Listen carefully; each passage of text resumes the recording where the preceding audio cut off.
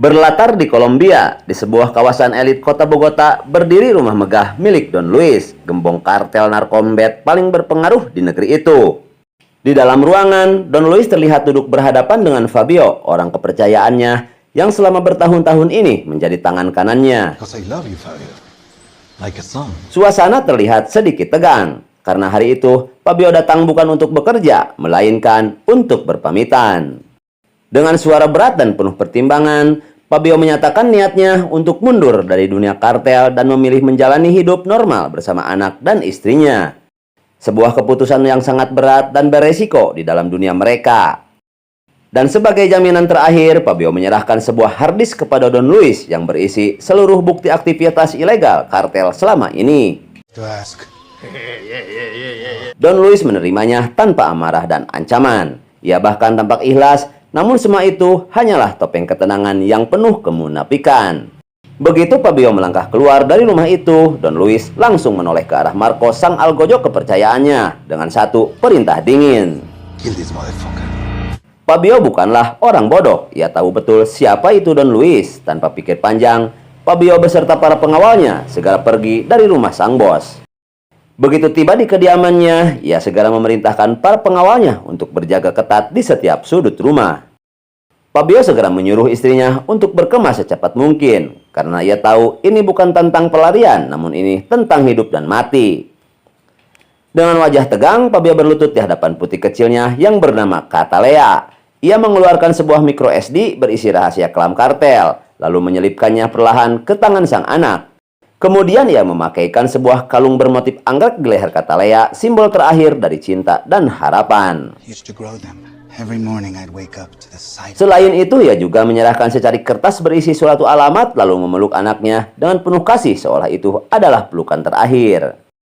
Sebelum mereka sempat meninggalkan rumah, mobil-mobil para eksekutor dan Luis telah tiba.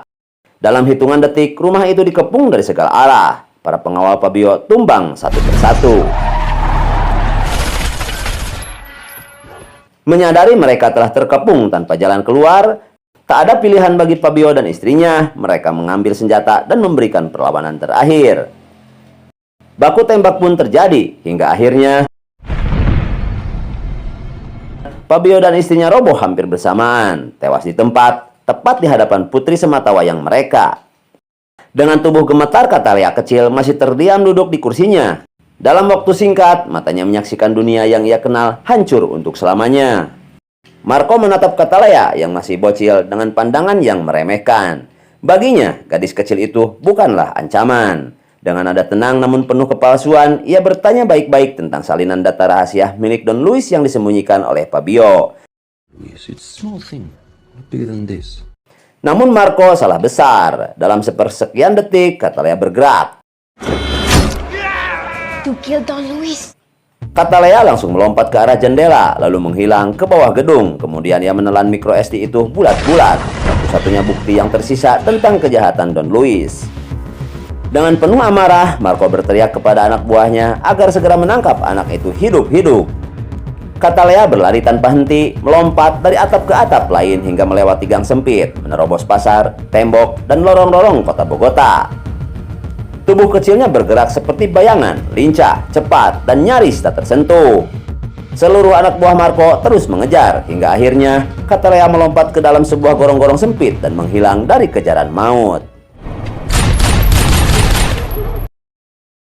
Dengan sisa tenaga dan trauma yang baru saja dialaminya, Catalea mengingat pesan terakhir ayahnya. Ia pun segera menuju kedutaan besar Amerika Serikat. Excuse me. Di sana, Catalea menyerahkan micro SD berisi rahasia kartel kepada staf kedutaan sebagai tukar nyawa demi mendapatkan dokumen perjalanan, paspor, dan izin masuk ke Amerika agar bisa lolos dari ancaman Don Luis. My passport. Begitu bukti itu diamankan, pihak kedutaan segera mengatur keberangkatan Catalea keluar dari Kolombia. Catalea tiba di Bandara Miami bersama seorang staf kedutaan. Namun di balik wajah polosnya, ia masih menyimpan satu rencana. Saat berpura-pura pergi ke toilet, sekali lagi Catalea kabur menuju satu alamat terakhir yang ditulis ayahnya sebelum dia tewas. Setelah menempuh perjalanan panjang, akhirnya Catalea tiba di kota Chicago. Dengan bantuan seorang pria, ia berdiri di depan sebuah alamat yang belum pernah ia kenal. Di dalam sebuah gedung tua yang sunyi dan tertutup, pria yang bernama Emilio tampak sedang memukuli seseorang tanpa ampun. Di tengah kekerasan itu, seseorang masuk dan berkata bahwa ada seorang perempuan yang ingin bertemu dengannya. Emilio sama sekali tidak menghiraukannya, namun ketika orang itu menyebut nama Catalea, tangan Emilio tiba-tiba berhenti di udara. Her name is Cataleya. Beberapa saat kemudian, Catalea dibawa masuk ke rumah Emilio, dan di luar dugaan, ternyata Emilio adalah paman kandungnya. Emilio menyambut Catalea dengan penuh haru, karena selama ini mereka mengira jika ia telah tewas bersama kedua orang tuanya. Beberapa hari kemudian, Emilio mengantar Catalea untuk mendaftar ke salah satu sekolah di kota itu. Seperti halnya di negara Konoha, dengan sejumlah uang sogokan, Catalea bisa masuk di tengah-tengah tahun ajaran. Secara resmi, ia kembali menjadi seorang murid dan gadis kecil biasa. 15 tahun kemudian, di negara bagian California, di salah satu sudut kota, dua orang polisi tampak tengah bersantai di dalam mobil patroli mereka, menyantap makanan sambil bercanda ringan. Namun ketenangan itu hancur dalam hitungan detik. Tiba-tiba, dari dalam mobil penabrak itu keluar seorang wanita muda berpenampilan seksi. Langkahnya sempoyongan, napasnya bau alkohol sedikit bau jigong. Sangat jelas jika ia dalam kondisi mabuk berat. Tanpa banyak bicara, petugas langsung memborgol dan menggiringnya ke kantor polisi terdekat. Di hadapan petugas, wanita itu tampak hendak muntah dan tidak membawa surat-surat kendaraan. Tanpa ampun, ia pun dijebloskan ke dalam sel tahanan untuk menunggu proses lebih lanjut. Di saat yang hampir bersamaan, di luar kantor polisi yang sama, sebuah kendaraan tahanan lapis baja berhenti perlahan di depan gedung. Diiringi pengawalan yang sangat ketat, seorang pria dengan tangan diborgol turun dari mobil. Ia adalah Rizzo, seorang tahanan berbahaya yang baru saja dipindahkan. Kehadirannya yang dijaga langsung oleh US Marshal, tanda bahwa pria ini bukanlah penjahat sembarangan. Caffeine kind of night, Joe. Keep your eyes open. Ketika malam tiba, di balik jeruji besi, gadis pemabuk yang sebelumnya ditangkap perlahan bangkit. Dengan gerakan tenang, ia merapikan rambutnya, lalu mencabut sebuah peniti kecil yang tersembunyi di sela helaian rambutnya. Hanya dalam hitungan detik, peniti itu berubah menjadi kunci pembuka pintu sel, menandakan jika ia seorang profesional di bidangnya. Dalam sekejap, kita sadar jika gadis ini bukanlah sembarang pemabuk, melainkan sedang melakukan penyamaran. Dengan tatapan tajam dan fokus tingkat tinggi, tanpa suara, ia melangkah keluar menelusuri lorong-lorong sempit penjara. Di ujung lorong, ia memanjat masuk ke dalam ventilasi udara. Walaupun lorong besi itu sangat sempit, namun ia bergerak lincah seperti sudah hafal rute tersebut sebelum malam itu terjadi. Hanya berbekal segelas air dan sendok baja, ia bisa menghentikan sebuah kipas besar yang berputar kencang yang menjadi penghalang terakhir menuju sel target. Ia merayap maju, turun dari ventilasi, dan mendarat tepat di belakang seorang penjaga. Hanya dengan satu gerakan, maka penjaga itu jatuh tersungkur. Lalu, ia tiba di depan sel yang dituju. Ternyata Rizzo yang menjadi targetnya, penjahat berbahaya yang tadi dikawal ketat saat dijebloskan ke dalam sel di sana. Tanpa ragu, ia memasuki sel dan menghabisi Rizzo saat itu juga. Suara tembakan yang terdengar dari dalam sel tempat Rizzo ditahan, refleks saja membuat para polisi yang berjaga langsung berhamburan menuju sumber suara tersebut.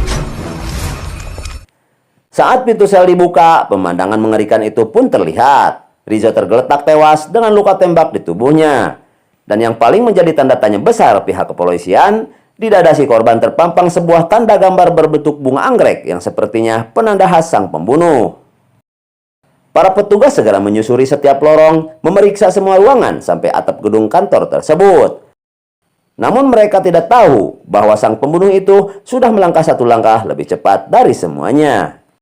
Setelah mengeksekusi Rizzo dengan presisi mematikan, wanita itu bergerak cepat melalui atap gedung dan ventilasi, lalu kembali ke sel tempat ia ditahan sebelumnya. Dan ketika beberapa agen polisi akhirnya tiba untuk memeriksa ruangannya, mereka mendapati gadis itu sedang tertidur pulas dengan posisi yang sama, persis seperti saat ia ditangkap. Wajahnya kusut dan tubuh lesu seperti pemabuk tak berdaya. Keesokan harinya, suasana bandara kota itu tampak normal. Sampai seorang pria berpenampilan formal terlihat turun dari pesawat. Dialah agen Ross, penyidik senior FBI yang sengaja datang ke kota ini setelah menerima laporan tentang tewasnya Rizzo, seorang kriminal kelas berat. Setelah tiba, Ross langsung saja menuju ruangan mayat. Ia menatap tubuh Rizzo yang terbujur kaku, bekas tembakan di dada, dan tanda gambar yang sama yang sudah ia hafal selama bertahun-tahun. Ia memastikan pembunuhnya adalah orang yang sama, pembunuh misterius yang sudah lama menjadi buruan FBI.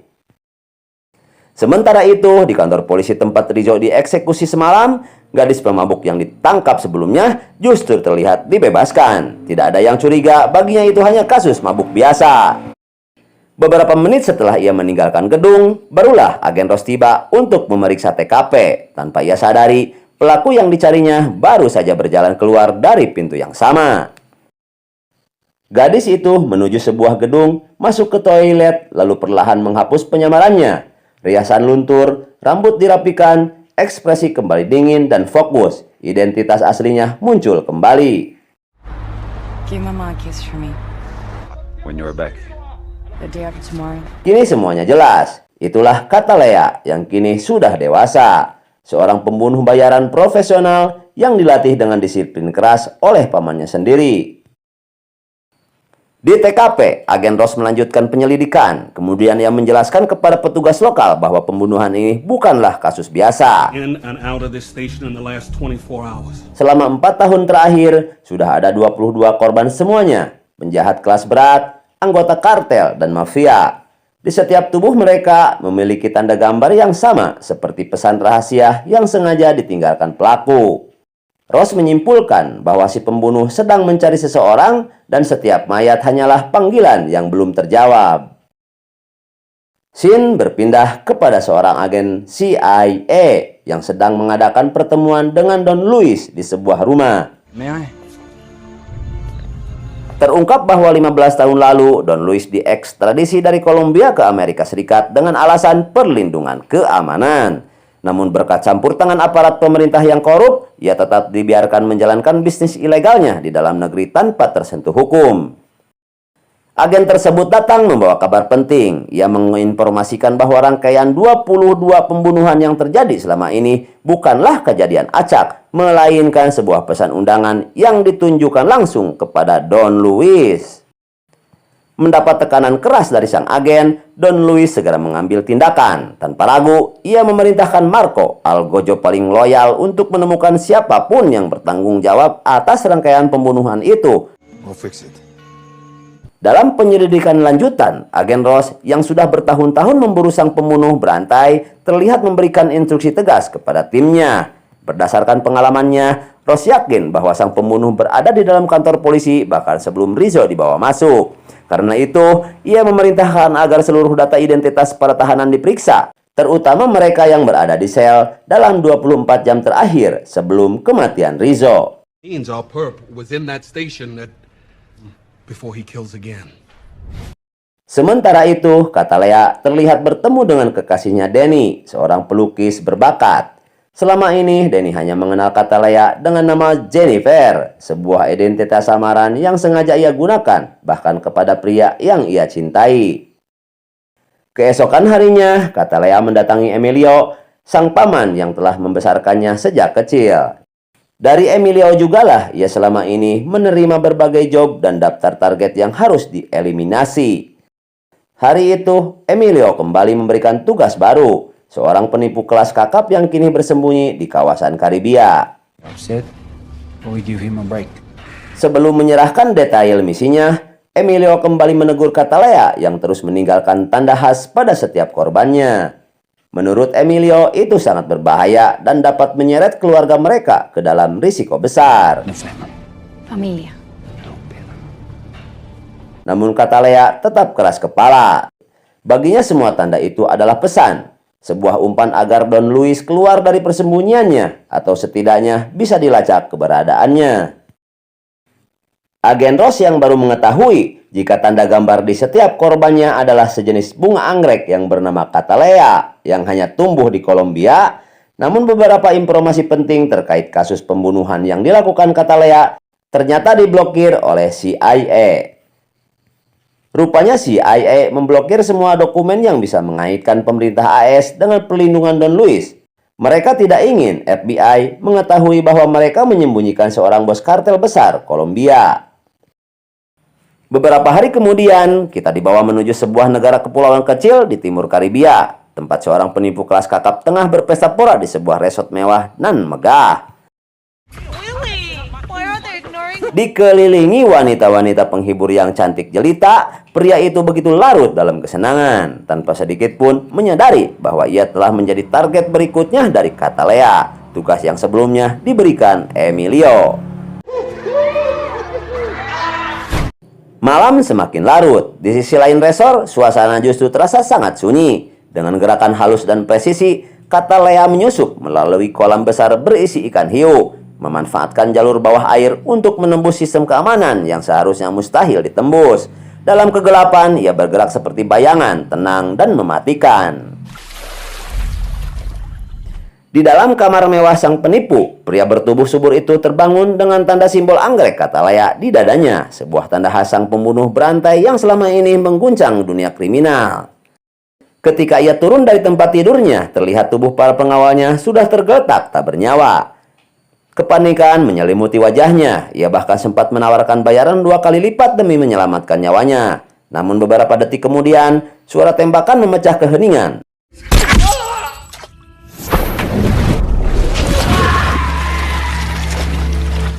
Setelah pembunuhan brutal di Karibia ramai diberitakan media, kasus itu langsung dikenali sebagai korban ke-23 dari rangkaian pembunuhan misterius yang ditandai simbol anggrek.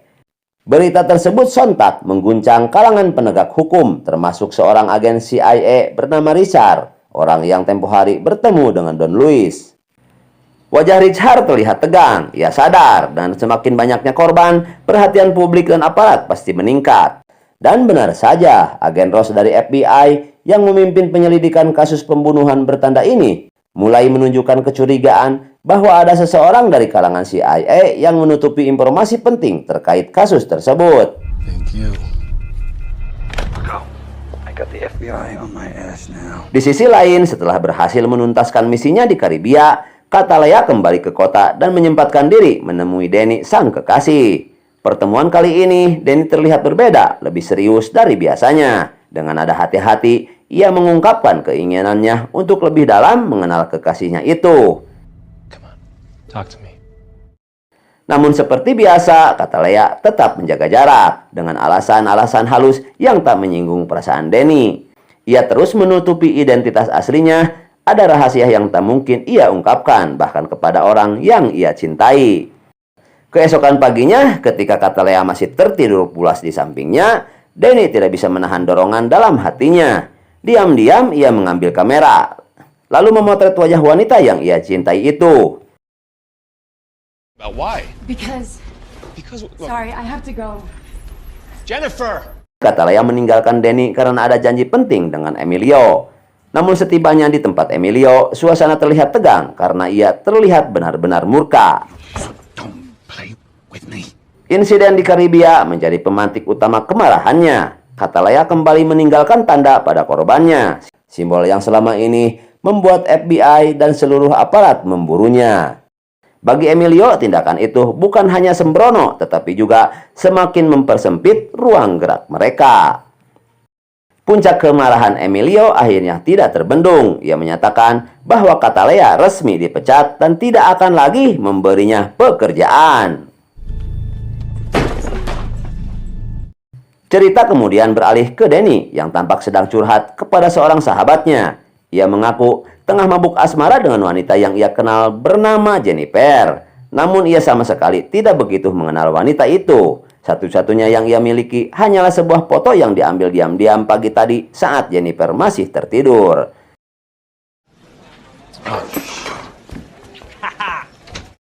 Tiba-tiba Danny terpaksa meninggalkan sahabatnya sejenak karena mobilnya yang sedang diparkir terlihat kena tilang polisi. Di saat itulah sang sahabat membuka foto Jennifer di ponsel Danny. lalu dikirimkan kepada temannya yang berprofesi sebagai polisi, berharap bisa membantu mengecek identitas dan alamat wanita misterius itu dengan maksud akan memberikannya kepada Denny sebagai sebuah kejutan dari sahabat. Thank you, baby. Begitu foto itu diunggah dan diproses melalui sistem kepolisian, peringatan otomatis langsung saja aktif. Data wajah tersebut ternyata cocok dengan catatan kriminal nasional tentang seorang pembunuh berantai yang selama ini menjadi buruan utama FBI. Dalam hitungan detik, sinyal bahaya itu langsung terkirim ke komputer agen Ross, dan tanpa mereka sadari, satu foto sederhana telah membuka identitas Catalea yang selama ini tidak terlacak oleh FBI. Keesokan harinya, suasana di kantor polisi tempat asal informasi ini terlihat dipenuhi oleh agen FBI. Dalam waktu singkat, seluruh data diperiksa ulang dan tak butuh waktu lama untuk memastikan jika wanita dalam foto itu adalah target yang selama ini mereka cari. Printed. In and out to all stations. Kemudian, identitas Catalea langsung disebarkan ke seluruh jaringan kepolisian. Beberapa saat berlalu, panggilan telepon antara Catalea dan Denny berhasil terdeteksi FBI. Titik lokasinya muncul jelas di layar monitor.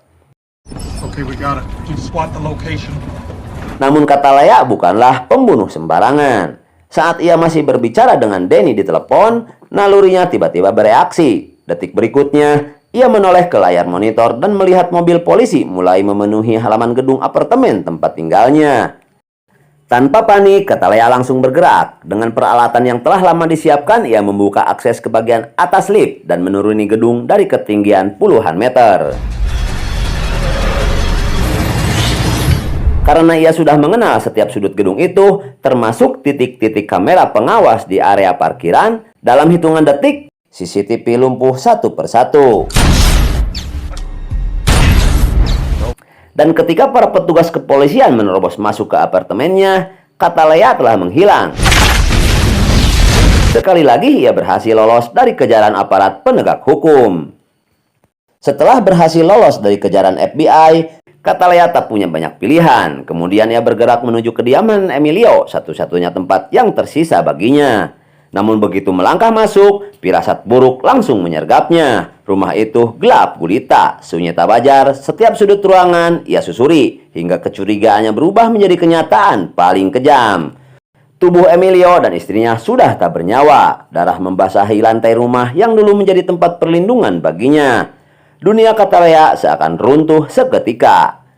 Ia berlutut dan menangis. Kekhawatiran Emilio selama ini ternyata benar. Dan kini, harga dari dendam yang ia kejar harus dibayar dengan nyawa orang-orang yang paling mencintainya.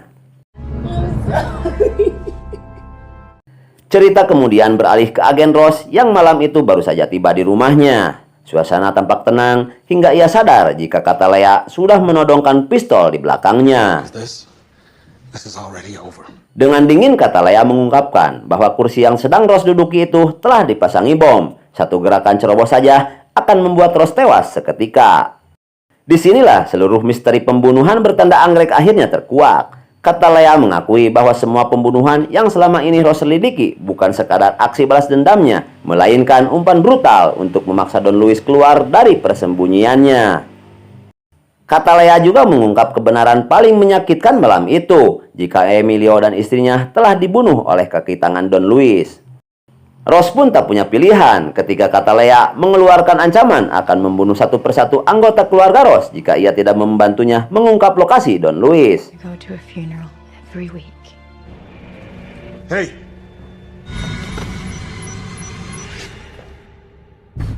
Dihantui rasa takut dan tekanan setelah ancaman Catalea, keesokan harinya agen Ross melangkah ke gedung CIA menemui Richard, seorang agen yang dikenal berpengaruh dan licin. Ross meminta lokasi persembunyian Don Luis yang selama ini dilindungi oleh jaringan gelap di balik CIA. Tell me what I should do. Namun respon Richard justru dingin dan terkesan meremehkan ketika Ross menyebut bahwa pembunuh berantai yang selama ini membuat geger aparat ternyata seorang wanita. Hingga tiba-tiba, di bawah ancaman dan ketakutan menjadi korban berikutnya, akhirnya si Richard memberikan informasi alamat di mana Don Luis bersembunyi. Setelah mendapatkan alamat persembunyian Don Luis dari agen Ross, Kata Lea tak membuang satu detik pun kesempatan itu. Ia segera memulai persiapan terakhir. Persiapan menuju akhir dari balas dendam yang telah ia simpan selama 15 tahun.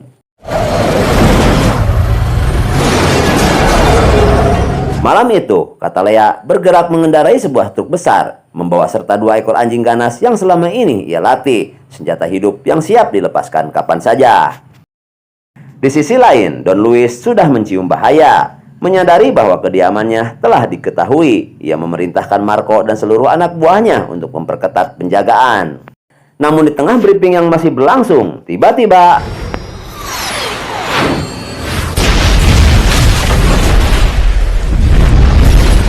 tanpa peringatan, perang pun dimulai. Kata Lea telah membuka pintu menuju akhir yang tak bisa dihindari. Don Luis yang tak pernah menyangka serangan brutal itu terlihat kehilangan kendali. Dengan wajah pucat, ia segera masuk ke dalam mobil, diikuti beberapa pengawal setianya, berusaha melarikan diri dari pembunuh yang memburunya. Namun di luar dugaan, tiba-tiba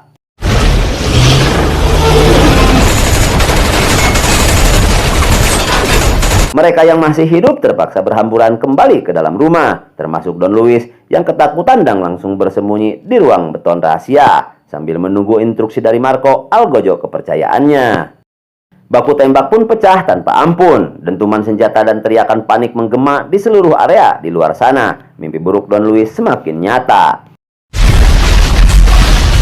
Reputasi kata Lea sebagai pembunuh berantai berpengalaman terbukti bukan sekadar legenda. Dengan gerakan cepat dan presisi mematikan, ia mulai menghabisi puluhan bodyguard bersenjata lengkap satu persatu. Tidak ada keraguan dan belas kasihan. Setiap langkahnya adalah kemautan. Hingga akhirnya, kata Lea berhadapan langsung dengan Marco. 2 sosok yang sama-sama mematikan dan pertarungan pun terjadi.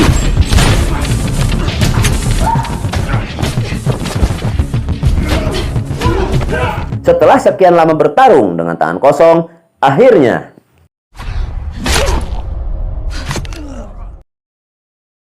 sementara itu Don Luis yang semakin gelisah karena tak kunjung menerima instruksi dari Marco, akhirnya ia memutuskan keluar dari ruang beton tempat ia bersembunyi.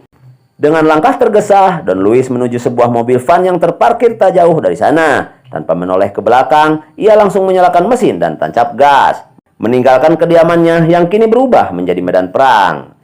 Beberapa saat kemudian, ponsel di mobil itu berdering. Dengan senyuman angkuh dan keyakinan bahwa ia telah lolos, Don Luis justru menggertak. Ia menertawakan kata Lea, mengatakan bahwa dirinya tidak semudah itu untuk dibunuh. Kekuasaan dan perlindungan selalu berada di pihaknya. Namun tepat saat kesombongan itu memuncak, tiba-tiba